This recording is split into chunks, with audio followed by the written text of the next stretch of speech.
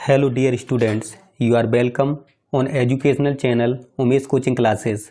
और आज की क्लास में हम डिस्कस करेंगे कुछ important correct and incorrect sentence, जो कि प्रोनाउन का एक इम्पॉर्टेंट टॉपिक है। आइए स्टार्ट करते हैं।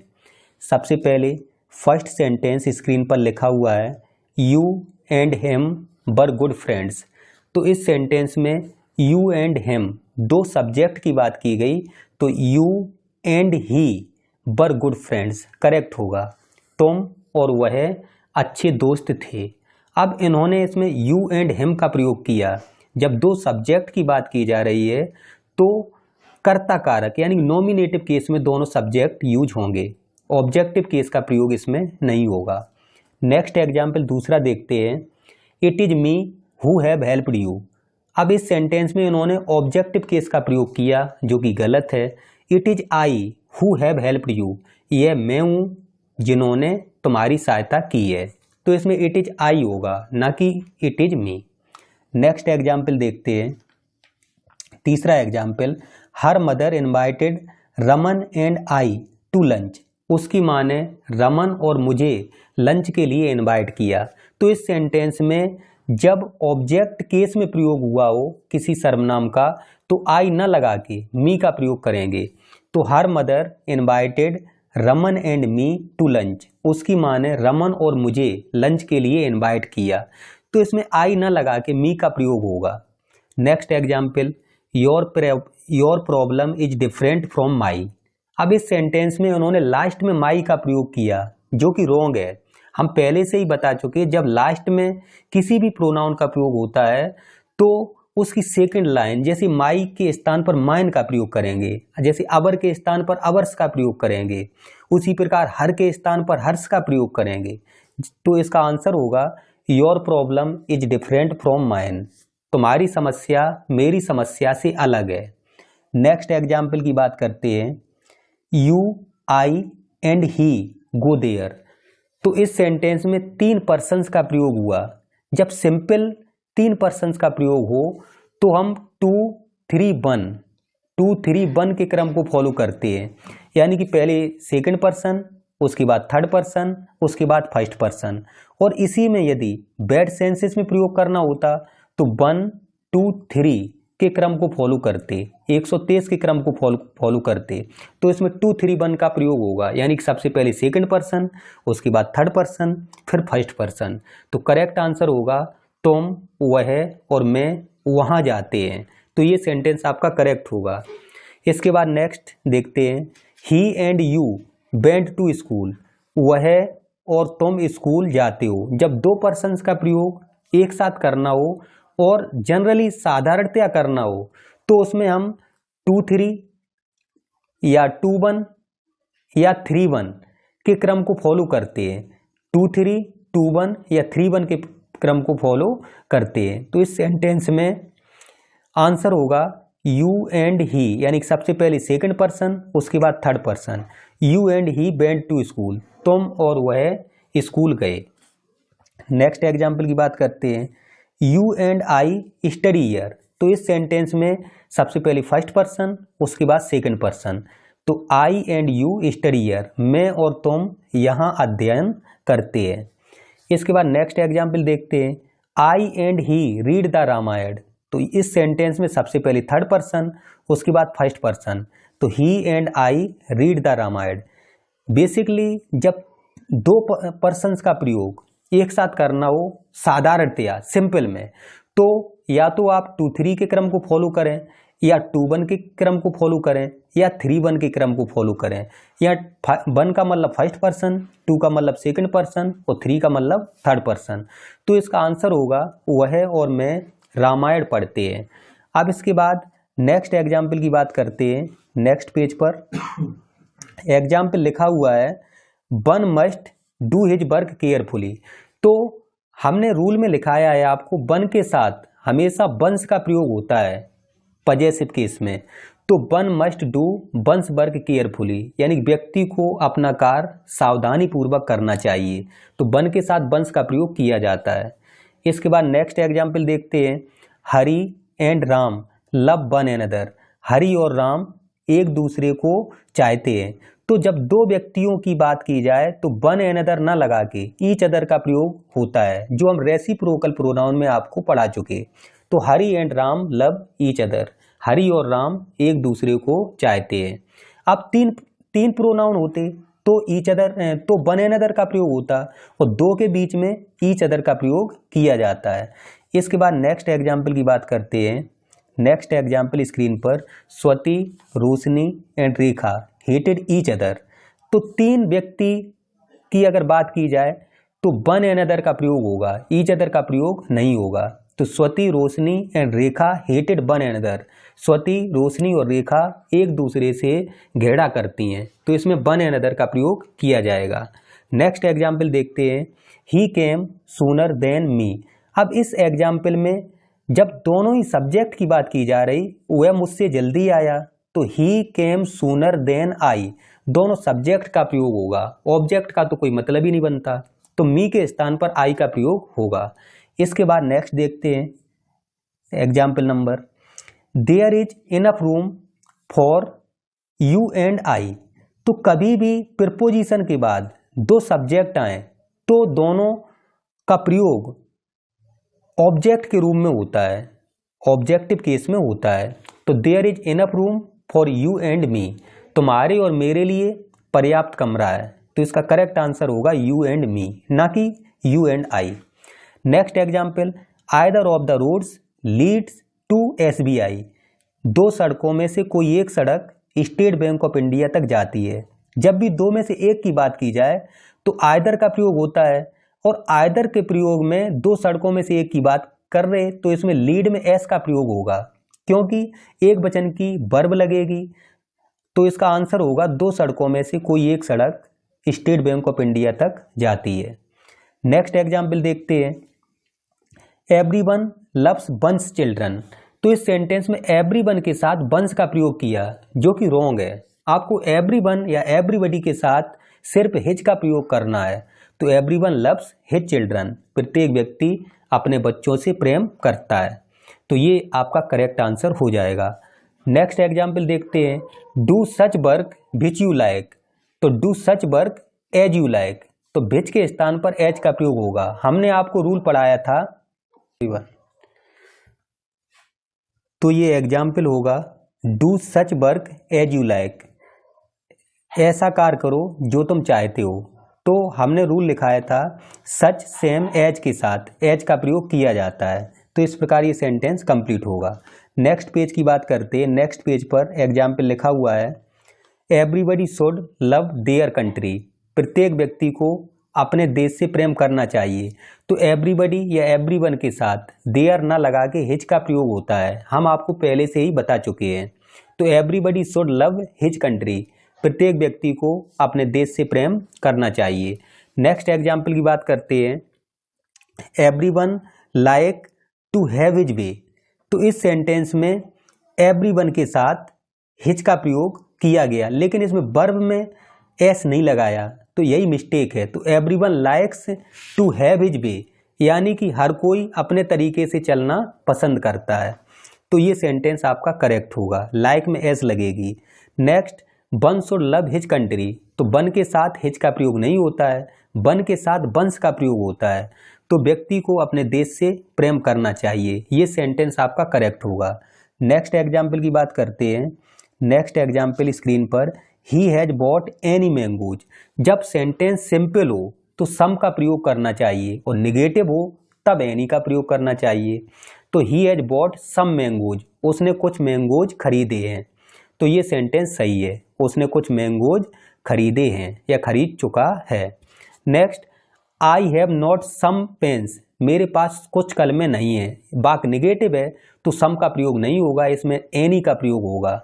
आई हैव नॉट एनी पेन, मेरे पास कोई कलम नहीं है। नेक्स्ट एग्जाम्पल देखते हैं, I know the man whose came here yesterday. तो इस सेंटेंस में हुज के स्थान पर हु का प्रयोग होगा, कर्ता कारक की बात कर रहे, नॉमिनेटिव केस की बात कर रहे तो हु का प्रयोग होगा। आई नो द मैन, मैं उस व्यक्ति को जानता हूँ, हु केम हियर यस्टरडे, जो यहाँ कल आया था, तो ये सेंटेंस करेक्ट होगा। Next, this is the Lord Krishna which I worship, यह भगवान कृष्ण है जिनकी हम पूजा करते हैं। तो जिनके लिए यानी कि ऑब्जेक्टिव केस का प्रयोग होगा, हुम का प्रयोग होना चाहिए, विच का प्रयोग गलत है। यह भगवान कृष्ण है जिनकी हम पूजा करते हैं। Next, this is the teacher which taught my children, यह वही अध्यापक हैं जो मेरे बच्चों को पढ़ाते हैं। तो इस सेंटेंस में विच के स्थान पर हु का प्रयोग होना चाहिए, यह वही अध्यापक हैं जो मेरे बच्चों को पढ़ाते हैं। नेक्स्ट एग्जाम्पल की बात करते हैं। He has bought a pen which is black, उसने एक कलम खरीदी जो कि काली है। अब इस सेंटेंस में he has bought a pen that is black, which के स्थान पर दैट का प्रयोग होगा, क्योंकि दैट का प्रयोग निर्जीव वस्तुओं के साथ होता है। तो पेन निर्जीव है, इसलिए दैट का प्रयोग किया जाएगा। Next example, all which glitters is not gold, सभी चमकने वाली वस्तुएं सोना नहीं होती हैं। तो वस्तु की बात कर रहे हैं, इसलिए इसमें दैट का प्रयोग होगा। All that glitters is not gold, सभी चमकने वाली वस्तुएं सोना नहीं होती हैं। अब देखते हैं next page. Either of these three pens is red, अब आइदर का प्रयोग दो में से कोई एक के लिए होता है, तो थ्री ना लगा के टू का प्रयोग होगा। तो either of these two pens is red, दो कलमों में से कोई एक कलम लाल है। Next, none of these two girls is active, दो लड़कियों में से कोई भी लड़की एक्टिव नहीं है। जब दो में से कोई नहीं की बात की जाए तो नाइदर का प्रयोग होगा, तो नन का प्रयोग गलत है। Neither of these two girls is active, दो लड़कियों में से कोई भी लड़की एक्टिव नहीं है। Next example, each of the boy has a notebook, अब इस सेंटेंस में ईच ऑफ द बॉयज यानी कि जो बॉय होगा प्लूरल का होगा, प्रत्येक लड़के के पास एक नोटबुक है। इसके बाद next example, all of the two students are careless, अब इस सेंटेंस में दो विद्यार्थियों में से दोनों लापरवाह हैं। जब दो में से दोनों की बात की जाए तो बोथ का प्रयोग होगा, ऑल का प्रयोग नहीं होगा। तो ये सेंटेंस बनेगा, both of the two students are careless, दो विद्यार्थियों में से दोनों लापरवाह हैं। नेक्स्ट एग्जाम्पल देखते हैं, both of the five girls are laborious, यानी कि पांच लड़कियों में से पांचों परिश्रमी हैं। तो ये इसके स्थान पर यूज होगा all of the five girls are laborious, पांच लड़कियों में से पांचों परिश्रमी हैं। इसके बाद नेक्स्ट एग्जाम्पल की बात करते हैं, वन हर्ट वन सेल्फ, यानी कि व्यक्ति अपने आप को चोट पहुंचाता है। तो वन के साथ वन सेल्फ बहुवचन का ना आके एक वचन का आएगा, one hurts oneself correct होगा। तो व्यक्ति अपने आप को चोट पहुंचाता है। इसके बाद ही एंजॉयड इन द पार्टी, तो इस सेंटेंस में हम इसे बनाएंगे, ही enjoyed himself in the party, उसने स्वयं ही पार्टी में एंजॉयड किया। तो रेसिप्रोकल प्रोनाउन हिमसेल्फ का प्रयोग किया जाएगा। Next, my mother must look after her, मेरी माँ को अपनी स्वयं की देखरेख करनी चाहिए। तो हर ना लगा के हर सेल्फ का प्रयोग होगा इसमें। तो my mother must look after her self, मेरी माँ को अपनी देखरेख करनी चाहिए। नेक्स्ट इंपॉर्टेंट एग्जाम्पल स्क्रीन पर, the climate of Pune is better than Mumbai, तो ये सेंटेंस गलत है। अब इसमें क्लाइमेट यानी कि पुणे की जलवायु मुंबई की जलवायु से अधिक अच्छी है। तो जलवायु शब्द दो बार आया, यहाँ भी आया पुणे की जलवायु और मुंबई की जलवायु से अधिक अच्छी है। तो जलवायु दो बार आया, तो इसी जलवायु की वजह से यहाँ हम दैट ऑफ का प्रयोग करेंगे, यानी कि जलवायु के रिपीटिशन को रोकने के लिए, दोहराव को रोकने के लिए दैट ऑफ का प्रयोग किया जाएगा, जो कि करेक्ट होगा। तो इसका आंसर होगा पुणे की जलवायु मुंबई की जलवायु से अधिक अच्छी है। Next, this kind of pen is costly, तो ये सेंटेंस रॉन्ग है। तो this kind of pen is costly, इस प्रकार की कलम कीमती है। तो दीज न लगा के दिस काइंड लगाएंगे, this kind of pen is costly. इसके बाद नेक्स्ट एग्जाम्पल की बात करते हैं। नेक्स्ट पेज, तो स्क्रीन पर फर्स्ट सेंटेंस लिखा हुआ है, तो इसे हम देखेंगे। I, he and you are guilty, तो तीन पर्सन्स का प्रयोग हुआ है और तीनों बैड सेंसेस में प्रयोग हो रहा। तो इसमें हम 1 2 3 के क्रम को फॉलो करेंगे, 1 2 3, यानी कि फर्स्ट पर्सन, फिर सेकंड पर्सन, फिर थर्ड पर्सन। तो ये होगा I, you and he are guilty, मैं, तुम और वह दोषी हैं, तो ये सेंटेंस करेक्ट होगा। अब दो पर्सन्स का प्रयोग जब बैड सेंसेस में करना हो तो हम या तो 1-2 के क्रम को फॉलो करेंगे या 1-3 के क्रम को फॉलो करेंगे या 2-3 के क्रम को फॉलो करेंगे, यानी कि 12, 13, 23। तो सबसे पहले देखते हैं एग्जाम्पल लिखा हुआ है you and I are guilty. तो इस सेंटेंस में हम इसे करेक्ट करेंगे आई एंड यू, यानी फर्स्ट पर्सन उसके बाद second person, I and you are guilty, मैं और तुम अपराधी हो। Next, the secretary and the treasurer is negligent of their duty. अब इस सेंटेंस में सेक्रेटरी से पहले आर्टिकल द लगा हुआ है, ट्रेजर से पहले आर्टिकल द नहीं लगा है। जब ऐसा सेंटेंस आ जाए कि एक वर्ड में आर्टिकल द लगा है और एक में नहीं लगा है, तो इसका प्रयोग हम एक वचन में करेंगे, तो इसके साथ देयर न लगा के हिज का प्रयोग करेंगे। इसका अर्थ होगा सचिव और कोषाध्यक्ष अपनी ड्यूटी में लापरवाह हैं, नेग्लिजेंट हैं। अब दोनों स्थान पर अगर आर्टिकल द लगा है तो इसके साथ हम बहुवचन का सर्वनाम यूज करेंगे। जैसे अगले सेंटेंस में यहाँ पर भी द लगा, the secretary and the treasurer did not do his duty, तो हिज ना लगा के देयर का प्रयोग होगा। यानी कि कहने का मतलब जब दोनों जगह आर्टिकल हो तो बहुवचन का सर्वनाम लगेगा और सिर्फ एक जगह आर्टिकल हो तो एक वचन का सर्वनाम लगेगा। तो सचिव और कोषाध्यक्ष did not do their duty, अपनी ड्यूटी नहीं की, सचिव और कोषाध्यक्ष ने अपनी ड्यूटी नहीं की। नेक्स्ट एग्जाम्पल देखते हैं, every soldier and every seller was in their place. तो इस सेंटेंस को करेक्ट करेंगे, every soldier and every seller was in his place. Every के प्रयोग में देयर की जगह हिज का प्रयोग होगा। तो प्रत्येक नाविक और प्रत्येक सिपाही अपने स्थान पर थे। नेक्स्ट एग्जाम्पल देखते हैं, रवि और Aditya has lost their book. अब इस सेंटेंस में रवि और Aditya has lost his book आना चाहिए, देयर गलत होगा क्योंकि और का प्रयोग है, तो इसमें हिज का प्रयोग होगा। रवि या आदित्य ने अपनी किताब खो ली है। नेक्स्ट एग्जाम्पल देखते हैं, Vinay as well as his friends is doing their work. तो इस सेंटेंस में एज वेल एज का प्रयोग हुआ है, तो Vinay as well as his friends is doing his work, तो देयर न लगा के हिज का प्रयोग होगा। विनय और उसके मित्र अपना कार्य कर रहे हैं। नेक्स्ट एग्जाम्पल देखते हैं, यू एंड आई मस्ट ओबे योर पेरेंट्स। तो इस सेंटेंस में यू एंड आई मस्ट ओबे अवर पेरेंट्स, योर के स्थान पर अवर का प्रयोग होना चाहिए। तुम और मैं अपने माता पिता की तुम्हें और मुझे अपने माता पिता की आज्ञा माननी चाहिए। Next example, none should hate their neighbour, यानी कि किसी को अपने पड़ोसी से घृणा नहीं करनी चाहिए, तो नन के साथ हिज का प्रयोग किया जाता है, देयर का प्रयोग रॉन्ग है।